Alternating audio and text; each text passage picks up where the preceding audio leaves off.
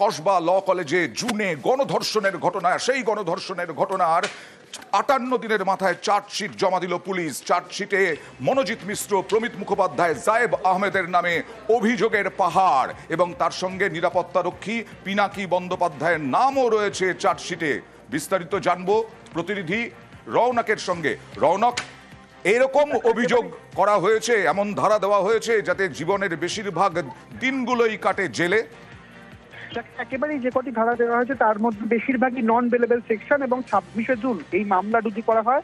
তারপর 58 দিনের মাথায় আজ এই চার্জশিট পেশ করা হলো। প্রায় 650 পাতার চার্জশিট পেশ করলো কলকাতা পুলিশ এবং মনোজিৎ মিশ্র সহ 4 জনের বিরুদ্ধেই কিন্তু এই চার্জশিট পেশ এবং গণধর্ষণের মামলা থেকে শুরু করে আটকে রাখা, মেরে ফেলার হুমকি সহ একাধিক নন বেলেবল যে সেকশন, এই সেকশন কিন্তু এই চার্জশিটে উল্লেখ করা হয়েছে। ইতিমধ্যে এই কসবা গণধর্ষণ কাণ্ডে নেমে পুলিশ পুনর্নির্মাণ করেছে। সেখানকার একাধিক তথ্য প্রমাণ নথি বাজেয়াপ্ত করা হয়েছিল, এভিডেন্স পুলিশের কাছে ছিল।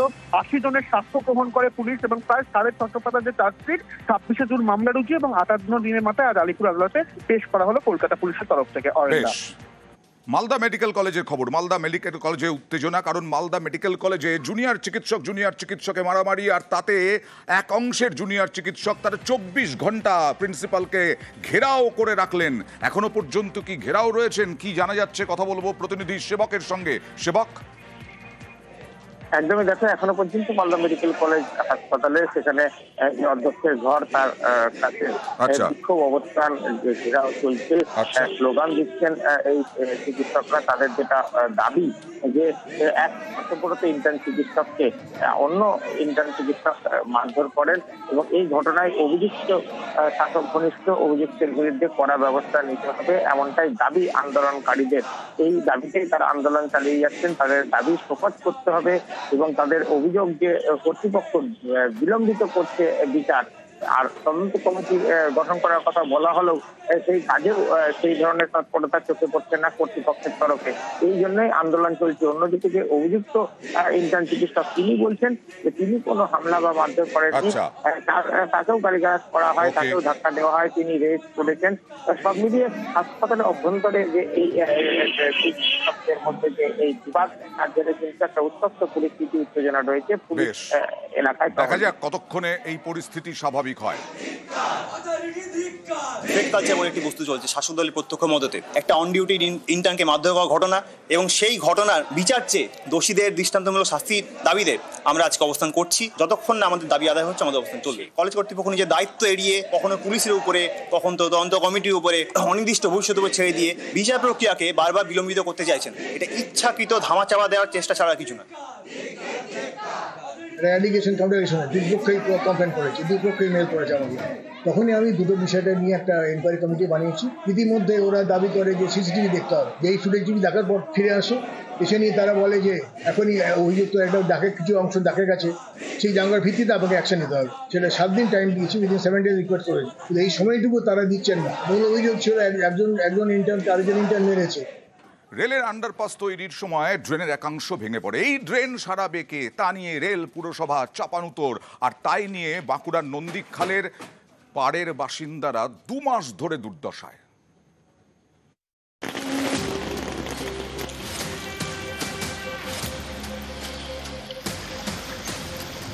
বাড়ি থেকে বেরোলেই হাঁটু জল।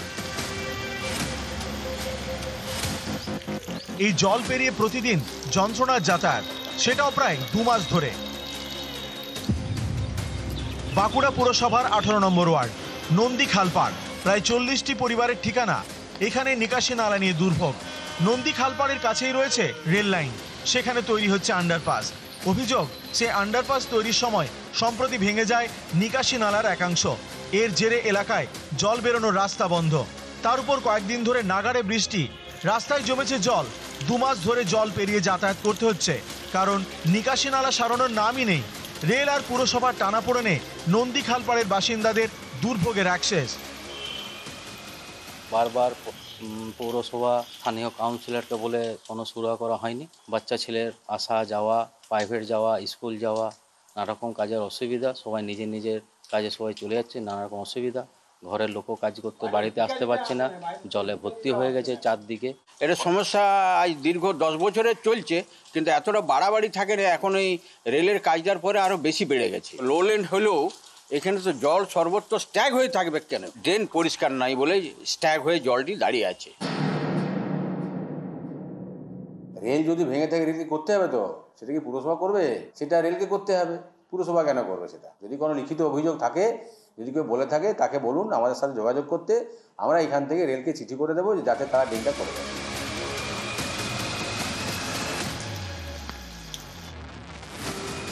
বাঁকুড়ার রেল স্টেশন ম্যানেজারের সঙ্গে যোগাযোগ করলে তিনি এ বিষয়ে কিছুই বলতে চাননি। অন্যদিকে ডিআরএম আদ্রার সঙ্গে যোগাযোগ করা হলেও তিনি ফোন ধরেননি।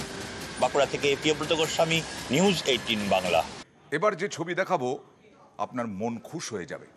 এই যে মিড ডে মিল, কোনো সময় গরিব মানুষের ছেলে মেয়ে তাদের পাতে ডিম পড়ে, কোনো সময় সেটাও পড়ে না।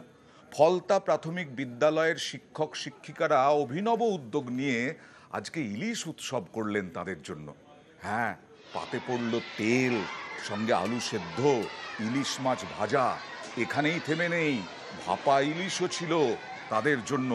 425 জন পড়ুয়া আজকে আনন্দের সঙ্গে ইলিশ মাছ খেলো। দেখছেন সেই ছবি। ভবিষ্যতেও পড়ুয়াদের আনন্দ দিতে এরকম আরও আয়োজন করা হবে, এমনটাই আশ্বাস দিয়েছেন শিক্ষকরা। স্কুলে, এই ধরনের স্কুলে ইলিশ উৎসব। মিড ডে মিলে যে টাকা দেওয়া হয় সেই টাকাতে তো ইলিশ দেওয়া সম্ভব নয়। এছাড়াও এই পড়ুয়ারা কবে আর ইলিশ খেতে পারে? কারণ ইলিশের যা দাম, তাতে এই পড়ুয়ারা, এই সন্তানদের মুখে খুব কমই ইলিশ তুলে দিতে পারেন মা বাবারা। তাই আজকে ইলিশ ভাপা, ইলিশ ভাজা এইসব খেতে দেখে, সন্তানদের খেতে দেখে অভিভাবকরাও খুব খুশি।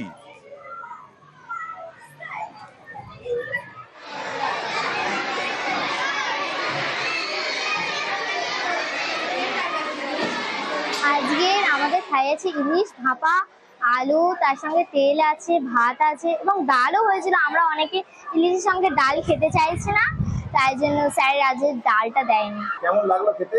খুব ভালো হয়েছে। আজকে ইলিশ মাছের ভাপা খাওয়া হচ্ছে, আর বাড়িতে সেরকম ইলিশ মাছ খাওয়া হয় না। স্কুলে এমনি সময় মিড ডে মিল খাওয়ানো হয়, আজকে ইলিশ মাছ ভাজা, ইলিশ মাছ ভাপা খাওয়ানো হচ্ছে।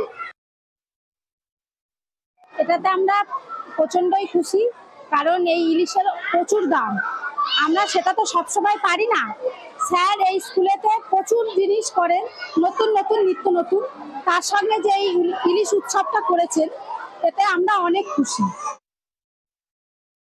বাচ্চাদের আনন্দ বা বাচ্চাদের আবদার মেটাতেই এই অনুষ্ঠানটা করা হয়।